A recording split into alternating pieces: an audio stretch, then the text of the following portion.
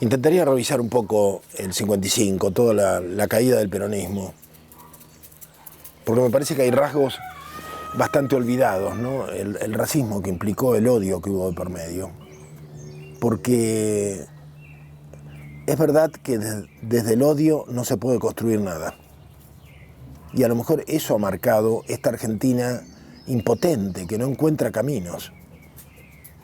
Porque me parece que aquel odio, aquel resentimiento nos marcó demasiado. La Revolución Libertadora puso en marcha un odio terrible de clase. Y es la razón de nuestro fracaso, ¿no? Por ejemplo, volver sobre Discépolín. Discépolín murió porque le hicieron la vida imposible, por las cosas que él decía en radio. O sea, hubo anécdotas. En la calle Corrientes llegó a entrar en una confitería y la gente se paraba y se iba cuando él llegaba, ¿no?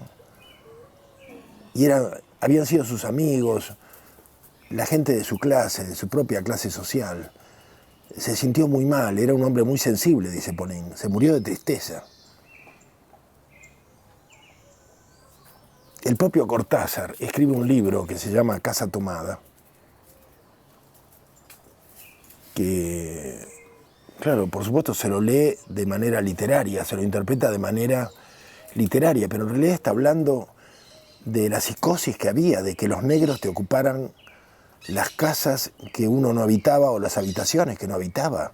Porque esto se decía, se hablaba todo el día de esto, de que la negrada, que había que frenar a la negrada, de que la gente bien no podía ir a una confitería, porque tal familia se había encontrado en la avenida Santa Fe, que en la mesa de al lado de la confitería a la que habitualmente iban a tomar el té, se habían encontrado con la empleada de su amiga, la empleada doméstica de su amiga, y que entonces no había santuarios para la gente bien, porque los negros estaban en todas partes.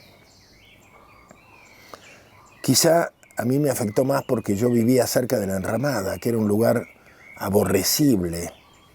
Era peor que un lupanar, cuando en realidad era un bailongo, como tantos que había sobre la avenida Santa Fe, pero estaba muy cerca de Plaza Italia, donde iban los fines de semana muchísimos soldados conscriptos y muchísimas empleadas domésticas que tenían el día libre, y que lo único que hacían era ir a una plaza, sentarse en un banco, y donde se le aproximaban los soldados conscriptos que hacían lo mismo, y se entablaban noviazgos y relaciones personales propias de la época, donde imperaba una ingenuidad muy grande, ¿no? Y la Enramada estaba a 200 metros y era el lugar habitual en que podían terminar la noche muchos de estos chicos y chicas que eran del interior, siempre del interior, del Chaco, de Formosa, y que eran visualizados como parte de esta negrada peronista insoportable que contaminaba todo, sobre todo la avenida Santa Fe de Plaza Italia hacia Retiro, ¿no? Que era el barrio exclusivo de la clase alta, ¿no? En ese sentido yo creo que, creo no, sino que lo que viví fue, a partir del 55, una situación de orfandad muy grande. Nadie discutía con un peronista, nadie dialogaba con un peronista, ¿no? Ser peronista era ser negro de mierda, sí, claramente. Me pasó en la universidad, ¿no? Donde por llevar una pequeña efigie de Perón y Evita, nadie más me dirigió la palabra, excepto un par de compañeros de la izquierda. Uno era trotskista, el otro era socialista de fuga, con los cuales podía hablar. Lo extraño es que después en el 73 ellos dos se habían hecho de guardia y fueron altísimos funcionarios del gobierno peronista, y yo nunca fui funcionario de... Es increíble.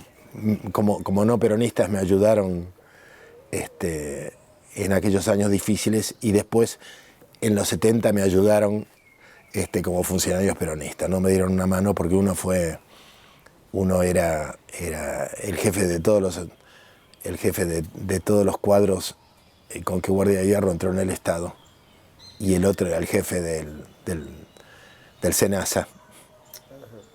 Y me apoyaron para que yo pudiera ser administrador del Campo San Pedro, que fue a todo lo que pude llegar, y simplemente, fundamentalmente, porque no había ningún ingeniero agrónomo que se quisiera ir a vivir al campo, ¿no? Y porque era una tarea muy difícil la de remover en el campo de la universidad una serie de prácticas que realizaba la oligarquía con gastos del Estado, por supuesto, ¿no? La historia no siempre es una fiesta, ¿no? Por supuesto. Pero a mí me marcó mucho un día que yo hacía deportes en Gimnasia Grima de Buenos Aires y iba mucho al centro. Era un mocoso de 15 años, larguiucho. Y mi padre, con buen tino, consideró que me tenía que poner en un club. Y bueno, y tuve la suerte de encontrar un antiguo luchador húngaro que había estado en las Olimpiadas del 39 de Hitler. Luchador de grecorromana, que lo convertía en mi maestro. Y bueno, eso me rescató bastante, ¿no? Y en una de estas oportunidades iba por la calle Corrientes y presencié algo que me impresionó mucho, que es propio de esta época. Estoy hablando del año 56. Un borracho gritó "Viva Perón", en plena calle Corrientes, llena de gente. "Viva Perón, carajo". Estaba totalmente borracho. Un grupo de mujeres, pero que se formaron ahí, no estaban agrupadas, sino que espontáneamente se le lanzaron encima, a golpearlo, a patearlo. Y el hombre caído, semidesvanecido, rodaba por la vereda y le pegaban con los paraguas para que aprendiera, ¿no? Estoy hablando de señoras que estaban mirando vidrieras, que estaban de compras. Me marcó profundamente, ¿no? Un año después nosotros organizamos algunos comandos de la Juventud Peronista en esa misma calle Corrientes, y las lecciones que les dimos fueron inolvidables para esta gente, ¿no? En un año o dos podías gritar Perón en cualquier lugar y no solamente nadie se animaba a tocarte, sino que se iban. Ahora le debemos haber roto la cabeza a cientos. Lo que hacíamos era... Teníamos 16, 17 años, ¿no? Poníamos fotos de Perón en cualquier lugar y esperábamos que algún desavisado las rompiera. Y le caíamos encima. Cuando eran varios, simplemente los seguíamos hasta llegar a una zona oscura y allí partíamos baldosas y les partíamos la cabeza. Pero era una lucha a muerte realmente. Y aprendieron, aprendieron. Pero el centro en el año 56 era territorio absolutamente hostil. Absolutamente hostil. Y los pocos que pudimos enfrentar esto, al principio con mucha timidez, eran chicas que hacían la calle, eran diareros, canillitas, muchos cadetes del Correo Central o de otras oficinas, en general chicos que venían del Gran Buenos Aires, bastante endebles, bastante pobres de físico, ¿no?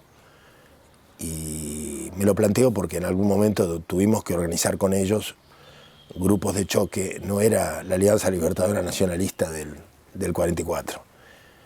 Eran los más pobres y los más subalimentados. Y con ellos dimos la batalla y les ganamos. Las luchas fueron todas las noches durante años.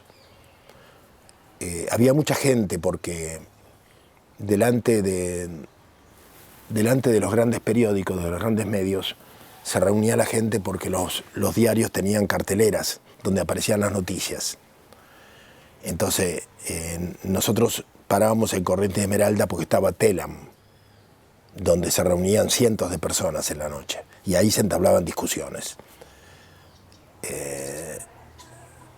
entre peronistas y antiperonistas, y ahí nosotros íbamos viendo quién era quién y tratando de hablarle a la gente para conformar grupos.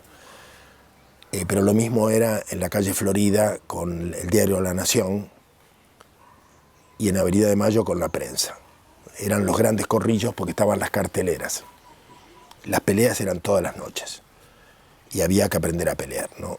El primer consejo que yo recibí teniendo 16 años fue: cuídate mucho de las agujas de tejer en los riñones. Era intimidante, ¿no? Porque esta idea de que sobre todo el PC usaba agujas de tejer, o sea, mientras enfrentabas a uno, el otro te la clavaba en el riñón, era intimidante. Yo siempre peleaba cubriéndome con los codos, ¿no? Y aprendimos a pelear en la calle, que no es fácil, ¿no? Que no es fácil. Y lo hicimos durante años, hasta que ganamos la calle para el peronismo, ¿no? Lo más terrible fue que cuando ganó la Revolución Cubana, los primeros viajes de los cubanos fueron festejados con manifestaciones de automóviles, igual que en el 55, la misma gente. Fue muy duro para nosotros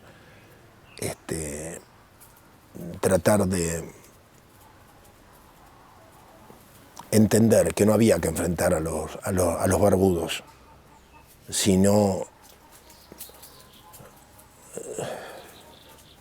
tratar de operar en un medio muy confuso, ¿no?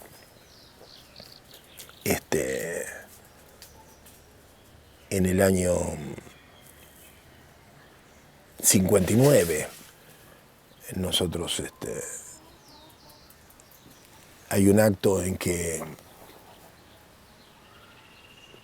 los oficiales cubanos vienen y hablan desde el balcón de lo que había sido el diario La Prensa. El diario La Prensa fue tomado por la CGT en época del peronismo y se había convertido en el diario de la CGT.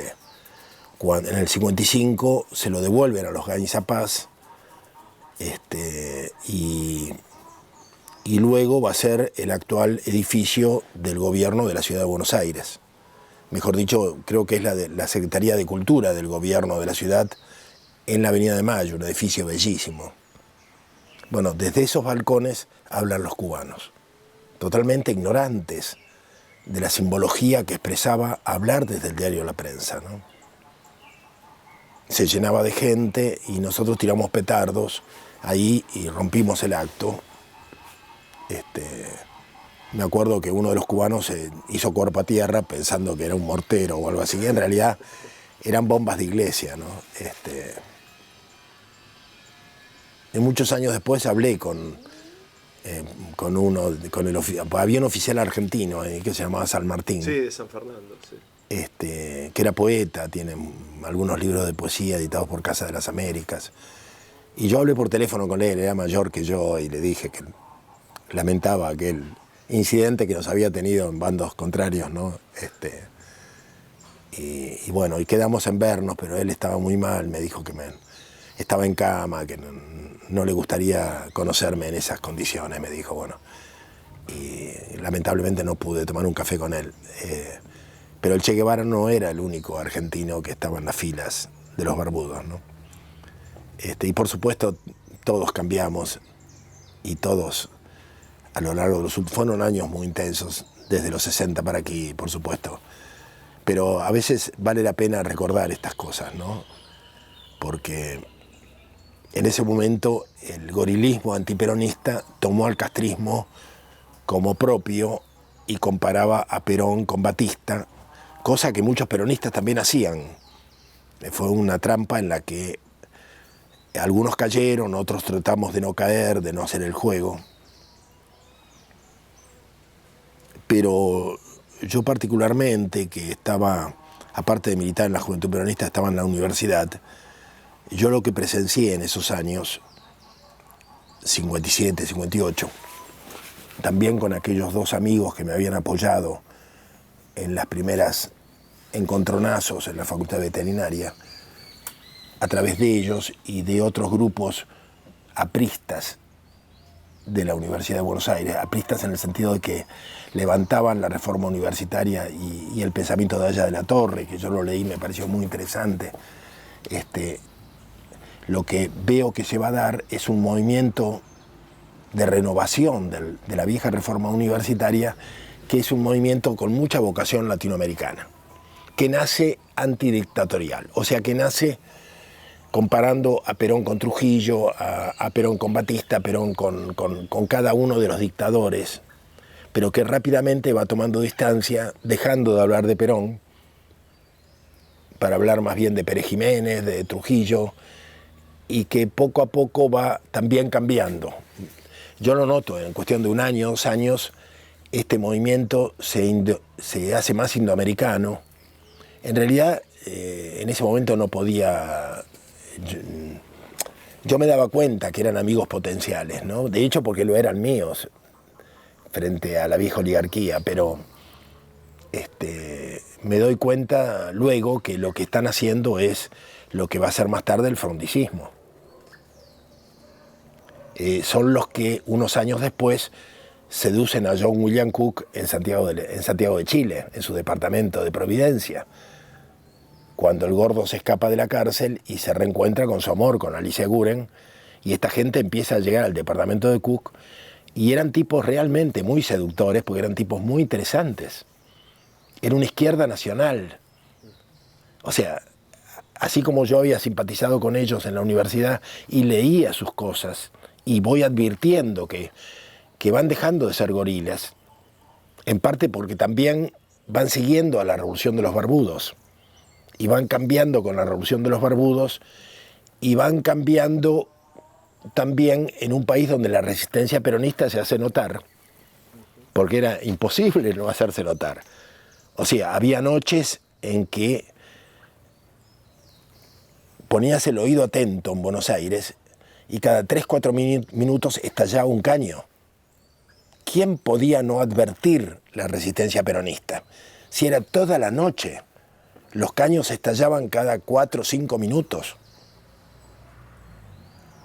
Y las huelgas y el sabotaje era constante.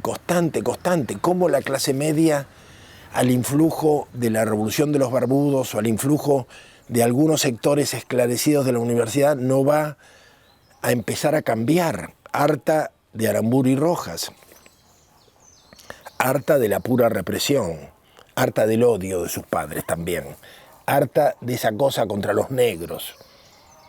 O sea, los hijos de Mordisquito empiezan a cambiar, a simpatizar de alguna manera con algunos sectores peronistas y empiezan a promover un movimiento universitario que va a terminar en la UCRI, dividiendo el radicalismo, dando nacimiento, recogiendo las viejas banderas del aprismo y de la reforma universitaria y terminando en un proceso muy interesante, pero que es parte de la modernidad y del desarrollismo, ¿no? Por supuesto, esto lo estamos ahora revisando con el Diario del Lunes. En ese momento tampoco los peronistas teníamos muy claro de qué se trataba. O sea, en torno a la figura de John William Cook, al que Perón designa como vicario cuando se da cuenta que no puede asegurar su continuidad, porque hay grupos que intentan asesinarlo en Caracas, en Venezuela. Entonces, en la desesperación, después que le colocan una bomba, que lo deja sin piernas a su chofer, él decide dejar un heredero, que es John William Cook. Ahí a todos se nos plantea un problema, ¿no? A todos. O sea, nosotros en realidad no teníamos muy claro, pero lo que queríamos como insurrectos de un peronismo en que no había izquierdas y derechas, sino que había sectores combatientes y sectores moderados, entre los cuales estaba Jaureche. Jaureche, Matera y los sectores del partido. Y en los sectores combatientes estábamos toda la resistencia peronista y la juventud. Así era. Si había una división en el peronismo era esta. Si había matices eran esta, porque divisiones tampoco había. Pero en este contexto, ¿qué queríamos nosotros? Yo, por supuesto, no lo teníamos muy claro, pero lo que queríamos era volver al 55. O sea, una reconstrucción total del mundo que habíamos perdido. Porque el peronismo era una cultura, era un mundo en el cual no había incertidumbre sobre el futuro. A lo sumo uno tenía la opción de qué podíamos estudiar, en qué podíamos trabajar, pero era una sociedad muy segura. Nadie podía quedarse en la calle. Si perdía trabajo, a la semana tenía otro. Si por algún motivo te estafaban o lo que fuere y perdías tu casa, y el gobierno te daba otra casa. Si un accidente te dejaba sin padres, había innumerables instituciones para recoger a los huérfanos de una manera honorable, ¿no? O sea, era una sociedad segura. En todo sentido, para los patrones y para los obreros, para los estudiantes, para las familias. Había una contención barrial, había una contención en las redes de amigos, había una contención en los parentescos. No se hablaba de los derechos humanos, se hablaba de los deberes, todo el mundo tenía deberes. En la escuela nuestros padres participaban de la cooperadora y teníamos el vaso de leche, el pan, la factura, todos los días. La presencia de los padres en la escuela. En el barrio era lo mismo, los problemas se resolvían en el barrio. Los vecinos se reunían y decidían y contenían a los chicos. Nosotros jugábamos en la calle siempre. Es decir, no había otra manera de jugar más que en la calle o en los salones o en los jardines de las parroquias, de la iglesia, en cada barrio. Pero la contención era total. Y todo eso se perdió, ¿no? Se perdió totalmente y la Argentina del 55 es una Argentina de la absoluta incertidumbre social, donde nadie sabe qué le depara el destino. Y es un mundo hostil, ¿no? Donde sobreviven los oportunistas, los que tenían una unidad básica peronista, y le cambiaron el cartel y pusieron demócrata cristiano, partido demócrata iguano, y trataban de adecuarse, y donde los sindicatos fueron asaltados por las hordas, o por los infantes de Marina, o por las hordas del Partido Socialista, y bueno, y la gente se quedó sin sindicatos. Entonces, claro, había una necesidad de volver a tener sindicatos. Y sobre esto opera esta izquierda nacional, popular, que se expresaba en Frondizi en el año 58, ¿no? Y bueno, y había razones, evidentemente razones políticas para llegar a un trato, a un convenio como el que se llegó. Razones que nosotros no atendíamos porque éramos insurrectos. O sea, teníamos muy clara, la cosa era insurrección, ¿no? En el barrio de Palermo donde yo vivía, a los 16 años ya teníamos ubicado dónde poner los francotiradores. Bueno, por supuesto que nos alentaba mucho la revolución de Hungría, y bueno, sabíamos cómo detener un tanque y todas esas cosas, y leíamos los reglamentos militares para saber cómo se manejaban las mulas en el monte cuando hiciéramos la guerrilla. Bueno, éramos unos pendejos muy alocados, muy alocados. Me acuerdo con Cacho Alcadri conocimos al hijo del ex interventor en el Chaco, interventor militar en el 43, un coronel. Y el hijo tenía una estancia. Bueno, entonces hablamos con él, me acuerdo, en Buenos Aires, para ver de hacer una guerrilla a partir de la estancia de él. Porque él aseguraba que con todos los hijos de los peones, él contaba, para llevarlos en armas al monte. Bueno, entonces, bueno, empezamos a recoger material y todo para irnos para allá y empezar la guerrilla. Una cosa, teníamos 17 años, ¿no? Era todo muy loco. Pero era la época de los barbudos, que también eran muy locos, ¿no? Los barbudos cubanos, que se expresaban en la universidad con todo este sector de la intransigencia radical que también recogían allá de la Torre y se pretendía unificar el pensamiento de Einstein con las ciencias sociales. Entonces se hablaba del espacio-tiempo histórico, era una maravilla, claro. Y yo de noche me daba tanta manija que salía a pintar viva la insurrección, viva Perón, viva la insurrección, claro. Y además machacaba vidrio y lo mezclaba con la cola de pegar para pegar los afiches, cosa de que si alguien los quería sacar se lastimaba los dedos, ¿no? Bueno, todas estas cosas muy locas que las poníamos en práctica todos los días porque parábamos los tranvías. Me acuerdo que los tranvías le sacábamos la palanca. Y claro, sin la palanca el tranvía no podía andar, ¿no? Y entonces juntábamos bolsas de palancas y las tirábamos en un baldío y quedaban la fila de tranvías obstaculizando cualquier avenida, ¿no? Bueno, o le cortábamos la soga del trole y entonces el trole se iba para arriba y había que subirse para bajarlo, después tenía que venir un equipo, ¿viste? Era todo muy, muy precario, pero bueno, y llegamos a tener cientos de muchachos que hacían lo mismo y que peleaban en la calle, que estaban todo el día haciendo trampas cazabobos, como esa de poner una foto de Evita o de Perón y esperar que alguien la rompiera para darle todas las patadas en el culo que se merecía, ¿no? Y bueno. Y había chicas y había chicos y se mezclaban las chicas que se prostituían. Y era una cosa realmente que no había clases entre nosotros, ¿no? Y había una camaradería propia de esos años ardientes de la revolución, ¿no? Pues yo me acuerdo que a uno que se le rompe la cabeza por romper fotos de Perón era un general, ¿no? Un general en actividad que ese día había ido al cine con su esposa y una amiga. Y como buen caballero no se le ocurre nada mejor que romper la foto de Perón que ve en una vidriera, y una de las que lo ataca es la hija del general Sosa Molina, una chica que tendría 17 años como nosotros, y que le rompe un bastón en la cabeza, ¿no? Por supuesto, bueno, al día siguiente vinieron todo el colegio militar, a todos los que encontraron le dieron una paliza, vinieron con puños de hierro, bueno. Pero duró 24 horas, ¿viste? Después ellos se cansaron y nosotros volvimos, ¿no? Bueno, me gusta hablar de estas cosas porque es como recoger que había digamos, la capacidad peronista para poner gente en la calle, ¿no?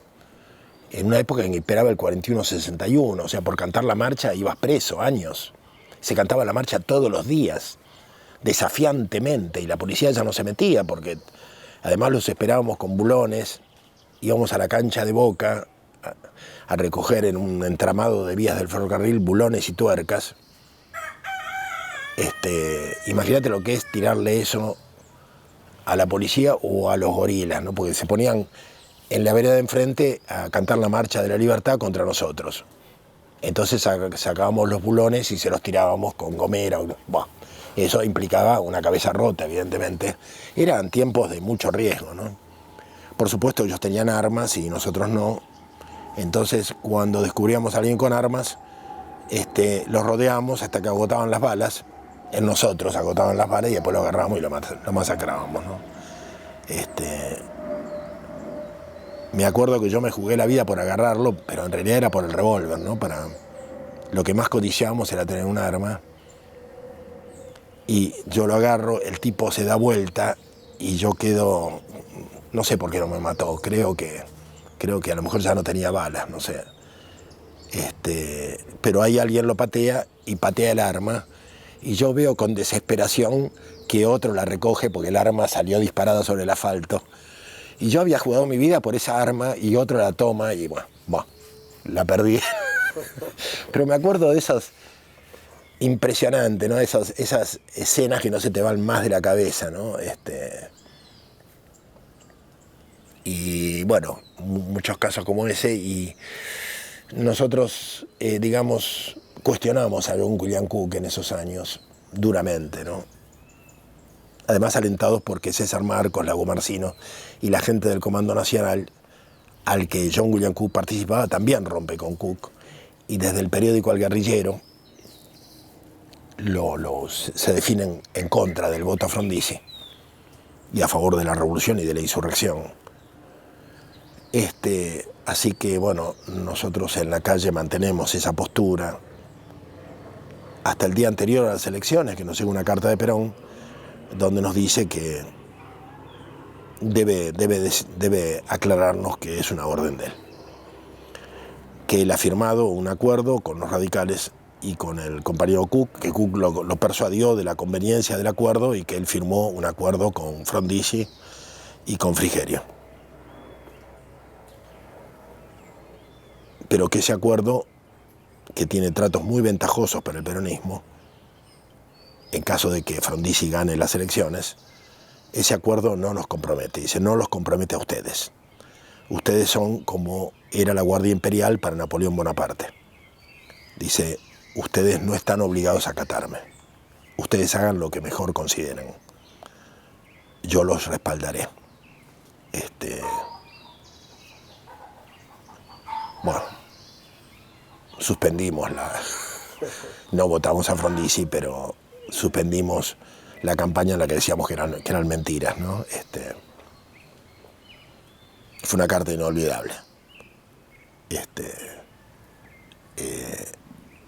Y bueno, yo creo que con el triunfo de Frondizi termina lo que se llama la primera resistencia peronista, ¿no? Y empieza la segunda, después del fracaso del gobierno de Frondizi. El día de la Asunción, en que asume Frondizi, nosotros estuvimos en la Plaza de Mayo. Estaba la dirigencia política, los que se iban y los que venían en un palco, y desfilaba el ejército por la calle delante de la Casa Rosada, y después en la plaza estaba el pueblo entre comillas, ¿no? Porque radicales no había muchos, y por lo menos las primeras 10 filas eran todos compañeros nuestros, que no sabíamos qué hacer, gritábamos Perón y Frondizi un solo corazón, Perón sí, otro no, bueno, una serie de cuestiones, hasta que a un compañero, Osvaldo Agosto, siempre fue muy imaginativo, fue un gran creativo publicitario, ¿no? Se le ocurrió comprar a un vendedor de globos, de esos cargados con hidrógeno, comprarle todo el paquete. El paquete no, sino todos los globos. Y los trajo.